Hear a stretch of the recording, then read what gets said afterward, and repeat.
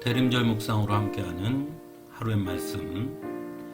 오늘은 데살로니가전서 4장 1절에서 8절까지 말씀 가지고 함께 나눕니다. 먼저 성경 봉독합니다. 그러므로 형제 자매 여러분, 끝으로 우리는 주 예수 안에서 여러분에게 부탁하며 권면합니다. 여러분은 어떻게 살아야 하며 어떻게 하나님을 기쁘게 해드려야 할 것인지를 우리에게서 배운 대로 하고 있으니 더욱 그렇게 하십시오. 우리가 주 예수의 이름으로 무슨 지시를 여러분에게 내렸는지를 여러분은 알고 있습니다. 하나님의 뜻은 여러분이 성결하게 되는 것입니다. 여러분은 음행을 멀리하여야 합니다. 각 사람은 자기 아내를 거룩함과 존중함으로 대할 줄 알아야 합니다.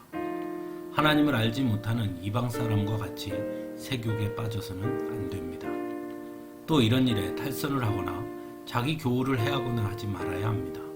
우리가 여러분에게 전에도 말하고 경고한 대로 주님께서는 이런 모든 일을 징벌하시는 분이시기 때문입니다.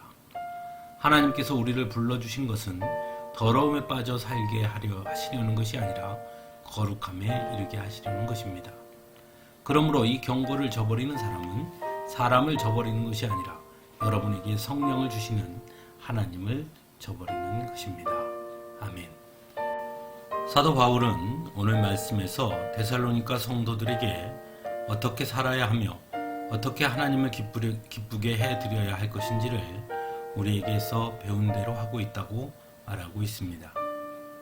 이 말씀을 통해 그동안 사도 바울이 데살로니가 교회 성도들에게 가르쳤던 것이 무엇인지 우리는 잘 알 수 있습니다. 그것은 곧 성도에게 중요한 것이 바로 성도라서 어떻게 살아야 하는지, 그리고 하나님을 기쁘게 해드리기 위해 무엇을 해야 하는지를 끝없이 배우고 고민해야 한다는 것을 우리에게 알려주고 있다고 할 수 있습니다. 그럼 사도 바울이 가르친 것은 과연 무엇일까요? 첫 번째는 성결하게 되는 것이다 라고 말합니다. 그러기 위해 음행을 멀리해야 한다고 말합니다. 그리고 그 성결함은 바로 가정에서부터 이루어져야 한다고 말하고 있습니다. 그래서 각 사람은 자기 아내를 거룩함과 존중함으로 대할 줄 알아야 한다고 전하고 있습니다. 그래서 하나님을 알지 못하는 이방 사람과 같이 세욕에 빠져서는 안 된다고도 말합니다. 대부분의 사람들은 성결을 종교적인 문제로 이해합니다. 하지만 오늘 말씀은 성결이 단순히 종교적인 의미가 아니라 바로 일상의 의미가 되어야 한다고 전하고 있는 것입니다. 즉 일상의 삶에서부터 성결해야 한다는 것이고 성결의 개념이 일상화되어야 한다는 것을 의미하는 것이죠. 두 번째로는 공동체를 해하는 일을 하지 말아야 한다고 전합니다. 그래서 탈선을 하거나 자기 교우를 해하거나 하지 말아야 한다고 전하고 있습니다. 왜냐하면 그러한 것은 하나님께서 기뻐하지 아니하시며 오히려 이런 모든 일을 징벌하시는 분이 하나님이라고 전하고 있습니다. 하나님은 우리에게 공동체를 허락하셨습니다. 분명 공동체인 교회를 통해 일하시는 분이 곧 하나님이심을 분명히 말씀하고 있습니다. 그러므로 성도는 마땅히 하나님께서 허락하신 그 공동체를 사랑하고 세우는 일에 최선을 다해야 하는 것입니다. 또한 그래서 성도 간에 더욱 사랑하고 존중하는 것이 중요하다는 것입니다.